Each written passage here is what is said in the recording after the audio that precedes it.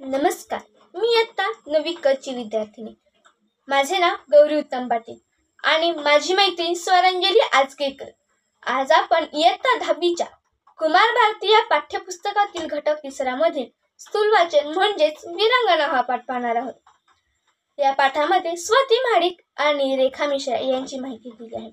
सर्वप्रथम आपण स्वाती महाडिक यांची माहिती पाहू. कर्नल संतोष महाडिक यांची देशावर अपार निष्ठा होती. त्यासाठीच त्यांनी सैन्य दलात प्रवेश केला. त्यांची कामगिरी आणि त्यांचे व्यक्तिमत्व यांचा त्यांच्या भोवतालच्या लोकांवर प्रभाव पडला होता. अचानक 17 नोव्हेंबर 2015 रोजी काश्मीरमधल्या कुपवाडामध्ये दहशतवाद्यांनी हल्ला केला.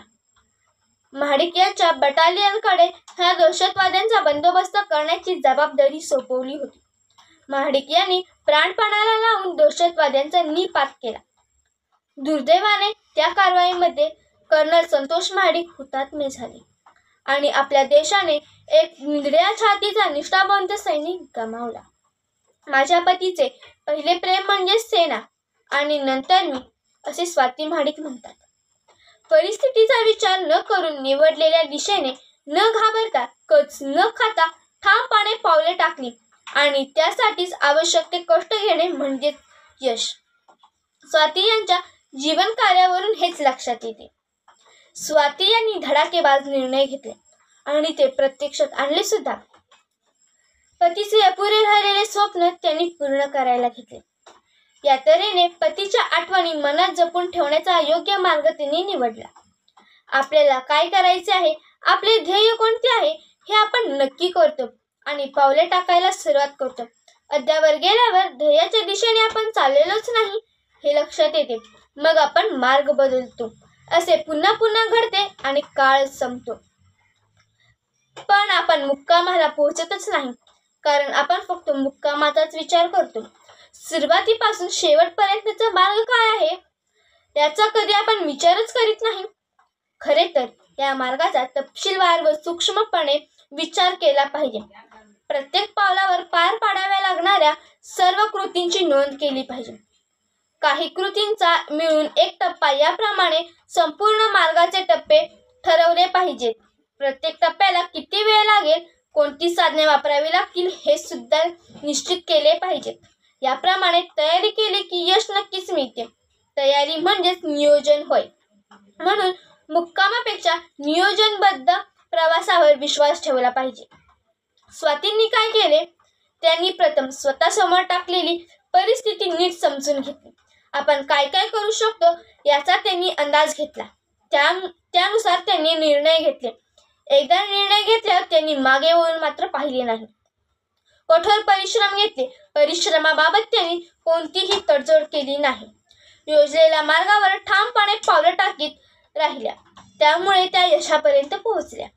स्वातींच्या या निवडीने त्यांचे धैर्य आणि आत्मबलाची उजळ छाया उमटते. त्यांनी आतापर्यंत समाजातील मोठे आव्हान स्वीकारून आत्मविश्वासाची नवी ओळख निर्माण केली आहे. त्या एक खरोखरच आदर्श आहेत, ज्यामुळे स्त्री शक्तीचा अभिमान वाटत आहे. सध्याचा काळ वेगाने बदलणारा आणि तंत्रज्ञानाने समृद्ध असा आहे.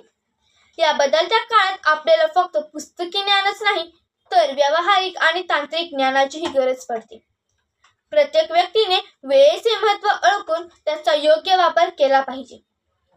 पर्यावरण रक्षण, स्वच्छता, आरोग्याची काळजी, स्त्री पुरुष समानता, डिजिटल साक्षरता, शाश्वत जीवनशैली आणि नैतिक मूल्यांचे पालन या गोष्टींचा स्वीकार करणे ही सध्याच्या काळाची खरी गरज आहे.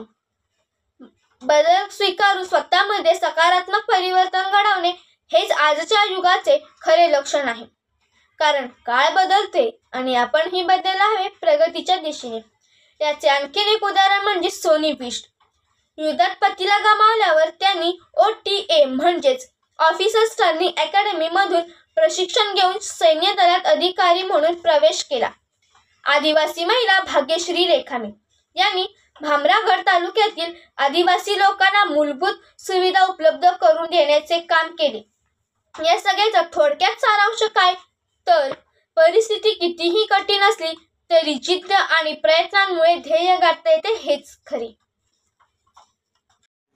आता आपण रेखा मिश्रा यांची माहिती पाहूया. सध्या मुंबई रेल्वे पोलीस दलात उपनिरीक्षक म्हणून कार्यरत असणाऱ्या रेखा मिश्रा यांच्या प्रामाणिक कार्याची माहिती देणारा हा पाठ आहे. रेखा यांनी आपल्या नोकरीकडे एक सामाजिक कार्य या दृष्टीने पाहिले. या वृत्त दृष्टिकोनामुळे भरकटलेल्या मुलांकडे त्यांचे लक्ष गेले. काही मुले वेगवेगळ्या कारणाने आई वडिलांशी भांडतात. त्यामुळे गैरसमज, ताणतणाव निर्माण होतात, भांडणे होतात. मुले रागावून घर सोडून निघून जातात.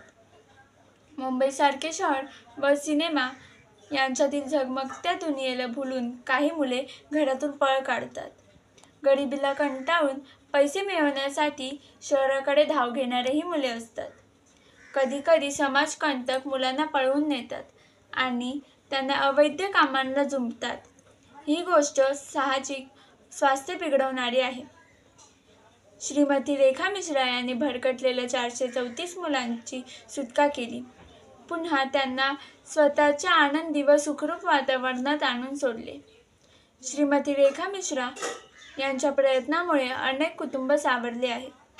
अनेकांचे जीवन उद्ध्वस्त होण्यापासून वाचले आहे. त्यांचे बालपण कोळपते आहे.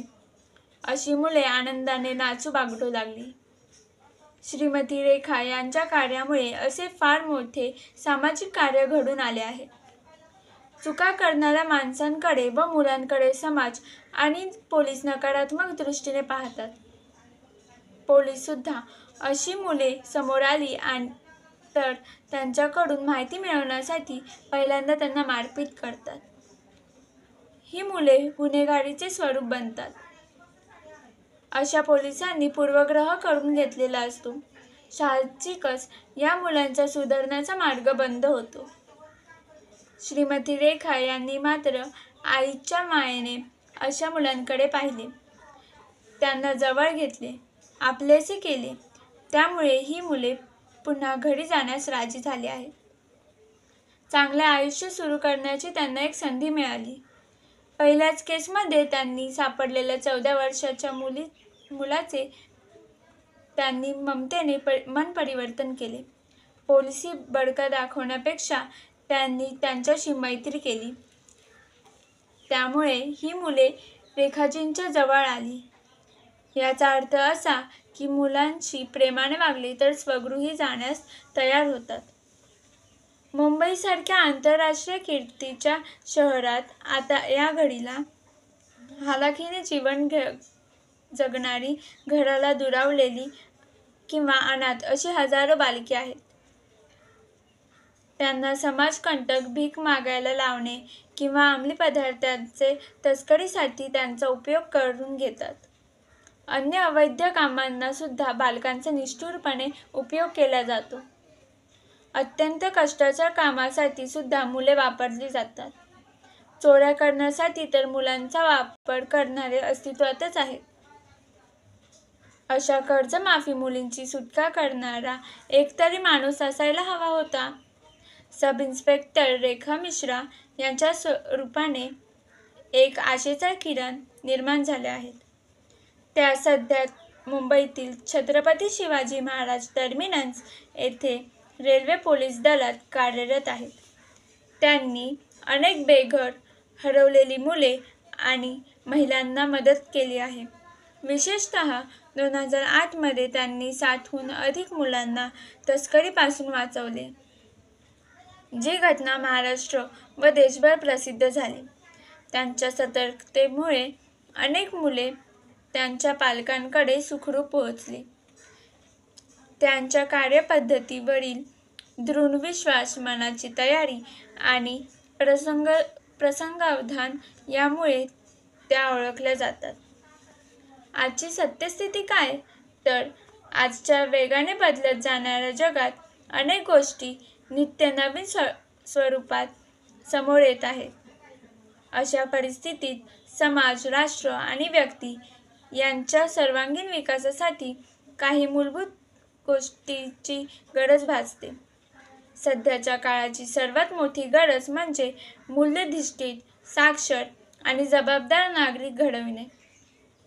केवळ शालेय शिक्षण पुरेसे नाही, तर व्यावसायिक कौशल्य, नैतिक मूल्य आणि मानसिक आरोग्य यांचाही समावेश असलेले शिक्षण आवश्यक आहे. पर्यावरणाचे रक्षण करणे, स्त्री-पुरुष समानता साधणे, विज्ञान तंत्रज्ञानाचा सकारात्मक वापर करणे आणि डिजिटल सुरक्षिततेची जाणीव असणे या गोष्टी काळाच्या गरज बनल्या आहेत. आजच्या तरुण पिढीला फक्त यशस्वी बनवणे नाही, तर संवेदनशील व सामाजिक भान असलेले बनवणे अधिक महत्त्वाचे आहे. मानसिक ताण, तणाव, स्पर्धा यांपासून मुक्त राहण्यासाठी आत्मभान तितकेच आवश्यक आहे. अखेरीस आपला देश प्रगतीपथावर नेण्यासाठी प्रत्येक व्यक्तीने आपल्या जबाबदाऱ्या पार पाडल्या पाहिजेत. शिस्त, देशप्रेम, स्वच्छता आणि पर्यावरण रक्षण या मूलभूत मूल्यांचा अंगीकार केला तरच आपल्याला उज्ज्वल भविष्यात प्रवेश करता येईल. म्हणूनच सध्याच्या काळाची खरी गरज म्हणजे सुरक्षित, सुसंस्कृत आणि सजग माणसांची निर्मिती होय. उदाहरणार्थ सिंधुताई सपकाळ. सिंधुताई सपकाळ यांनी स्वतः अनाथ असूनही हजारो अनाथ मुलांचे संगोपन केले आणि त्यांना शिक्षण दिले. थोडक्यात काय तर आपलं दुःख बाजूला ठेवून दुसऱ्यांसाठी आयुष्य जगता येतं आणि समाज बदलता येतो. धन्यवाद.